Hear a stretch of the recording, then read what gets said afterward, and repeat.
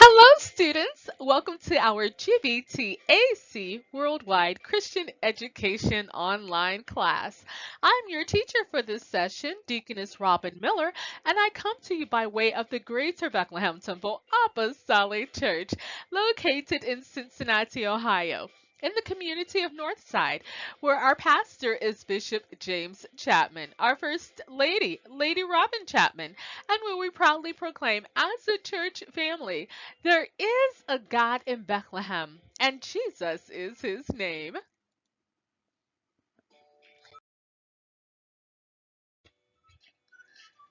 Congratulations, students!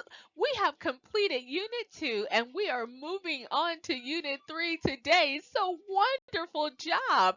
A pat on the back for all of your hard work.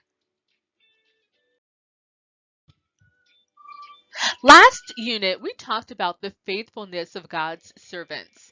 We saw them making choices to honor God in many different circumstances. In this unit, we will discuss a servant that was reluctant to do what God required. Reluctant or resistant means you don't want to do something or you are unwilling to do it. And if you do it at all, you do the task slowly. In this third unit, we will see many opportunities to see God's mercy and his kindness to his people when they do not do what he asks them to do. God wants people from all over the world to place their trust in him, not just the children of Israel. We are all God's creation.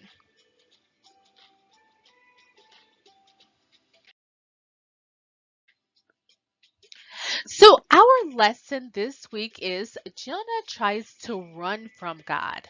Our lesson text will be found in Jonah chapter 1, verses 7 through 17. And our golden text or our focus verse is Jonah chapter 1, verse 17.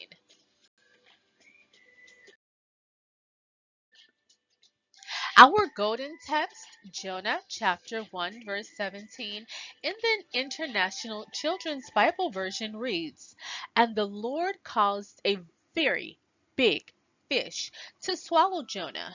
Jonah was in the stomach of the fish 3 days and 3 nights."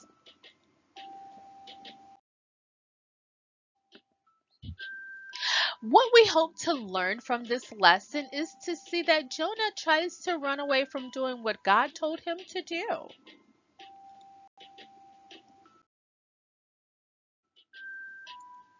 King David let us know in Psalms chapter 139 that we cannot escape from God's Spirit. Though Jonah tried to run away, he could never truly leave God's presence because God is omnipresent. It means he is everywhere, all at once, all at the same time. Another thing is that God is all knowing. He knows everything. So he would have known where Jonah went or where he tried to run away to.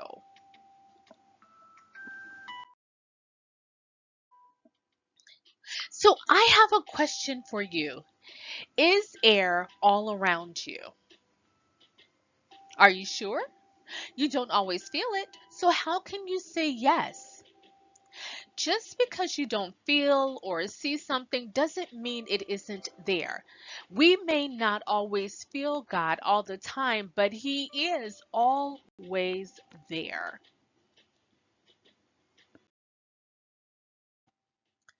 Who was Jonah? Jonah was a prophet to Israel and was committed, devoted, faithful to them only. Now, do you remember what the job of the prophet was? Okay. So let's see if our answers match. Their job was to deliver God's messages to his people. God gave Jonah the task of prophesying to the people of Nineveh. Now, Nineveh was the capital of Assyria, and the Assyrians were fierce enemies of Israel. The people living in Nineveh were very wicked, and Jonah's disobedience came from his own belief that the people of Nineveh did not deserve God's grace. Whew. That makes me have another question in my mind. When did we create anyone, give them a spirit, so that we could decide they did not deserve God's grace? I'll give you the answer to that question in my mind. None of us have accomplished that. Since none of us can claim to be the creator of the universe or anyone, we cannot make the decision that any one person does not deserve God's grace. Jonah's disobedience showed that instead of trusting God, he trusted in himself. So, what about you? Have you ever ran away and hid somewhere when your mom or your dad asked you to do something hard? I tried that when I was younger too. Sometimes adults still do that. Running away and hiding will not get you out of doing what your parents or someone else has asked you to do that you need to do. Doing the hard thing will usually turn out to be the best thing for you to do. Now, here's an even harder question. What if God asked you to do a hard thing? Do you think you can run and hide from Him? Oh, the class is too smart. So, what about this? Where would you hide? Huh, that's a good question, too. So, let's move on and we'll find out the answer to that question later. God gave Jonah a hard thing to do. Let's find out how Jonah's plan to run away and hide worked out for him.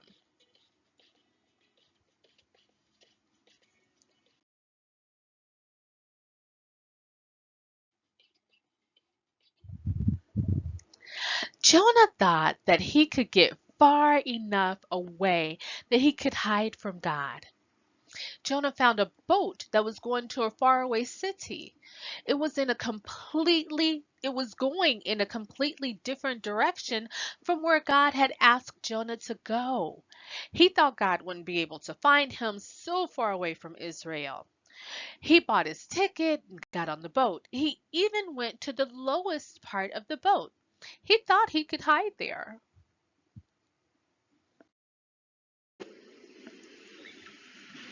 God knew right where Jonah was. God allowed a storm that rocked the boat and tossed it around like it was a toy. The sailors were afraid. They were sure the boat would break. They thought that they all would drown. Throw whatever you can overboard, the captain ordered. They thought if the boat was light, it wouldn't sink. When the winds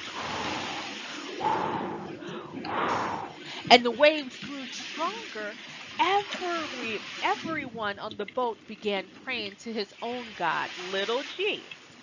Not everyone believed that God was the only true God, big G. Where is Jonah? Why isn't he praying to his God?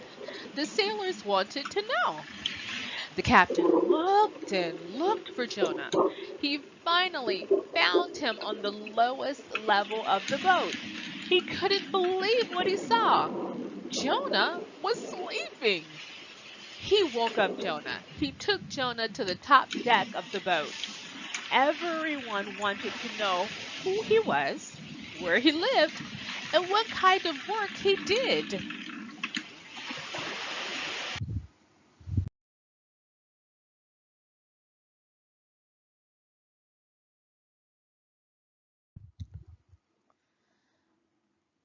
Jonah answered, I am a Hebrew, and I worship the God of heaven, who made the sea and the land. He told them he was hiding from God. What have you done? They got really scared. The sea got rougher and rougher. They asked what could they do to make the storm stop.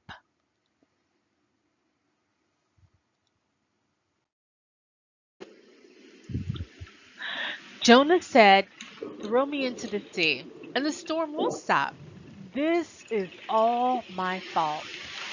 The captain and his men didn't want any harm to come to Jonah. They worked harder than ever to get the boat to land, but the water and the wind just grew wilder and wilder. They had to do something before they all drowned. They prayed to Jonah's God, the true God. They didn't want to be punished by God for causing Jonah to drown. Then they picked Jonah up and threw him into the sea, just like he told them to. Instantly, the wind stopped and the water was still. The sailors worshiped Jonah's God.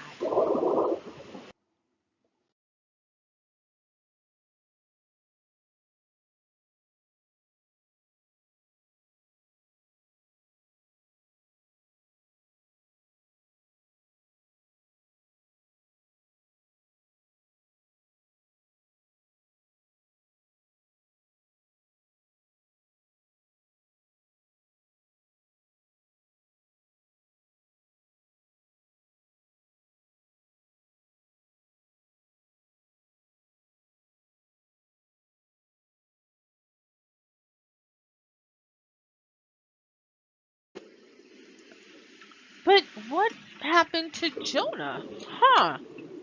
God sent a great fish, maybe a whale, to swallow Jonah. He was in the belly of that fish for 3 days and 3 nights.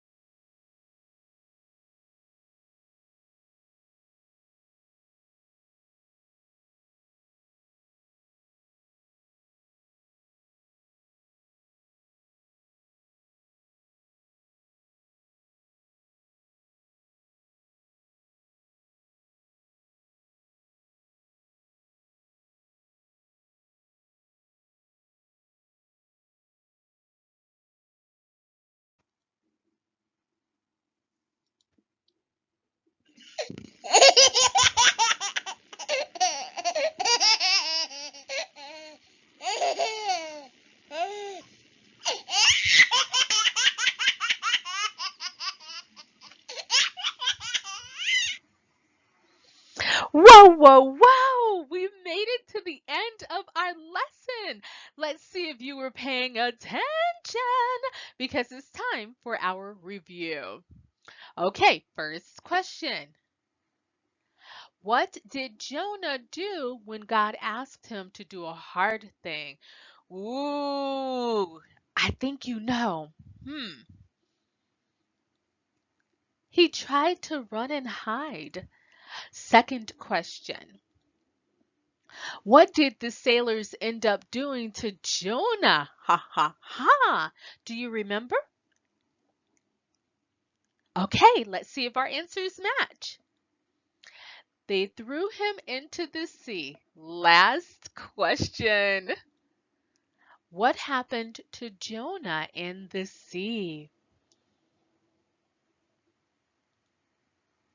God sent a big fish to swallow him. All right, students, very good. For our point to remember, I conclude with our lesson book. How do we run away and hide from something we feel God wants us to do?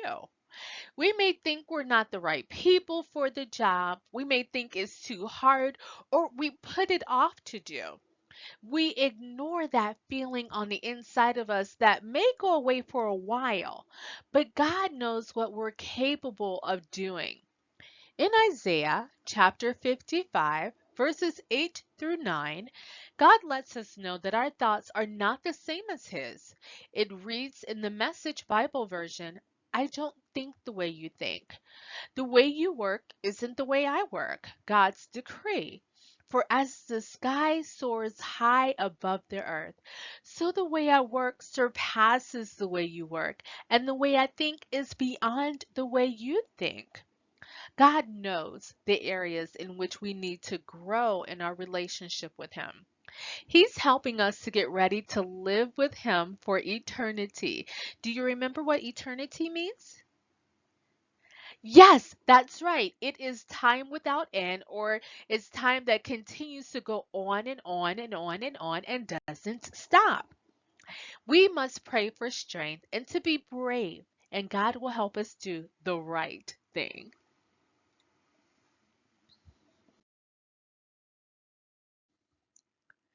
Ta-da-da! The thing that I've been talking about is today. Come and join us as we celebrate our pastor and first lady for this 19th pastoral anniversary. We have service planned with a guest speaker and dinner afterwards. If you're unable to stay for dinner, come and worship the Lord with us. Show your face in the place. We hope to see you there.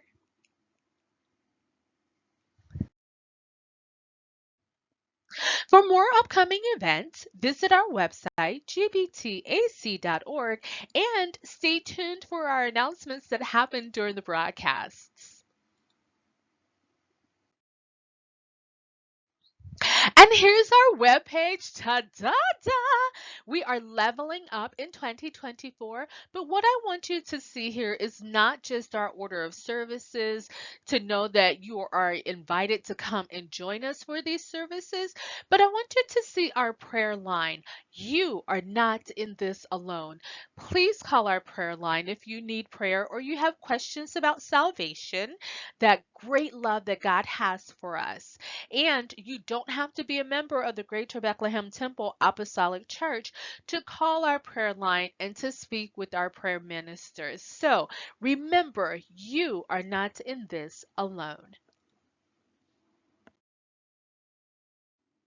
Join me next week when we're going to see that Jonah prays to God. Lesson text will be Jonah chapter 2, verses 1 through 10. So we're still in the same book. And our golden text will be Jonah chapter 2, verse 7.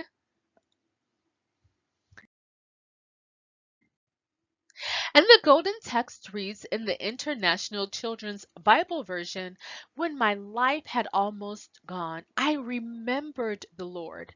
Lord, I prayed to you, and you heard my prayers in your holy temple. While you're on our YouTube page, please remember to like, to subscribe, and hit that reminder bell so that you can get additional content as it becomes available. And we thank you.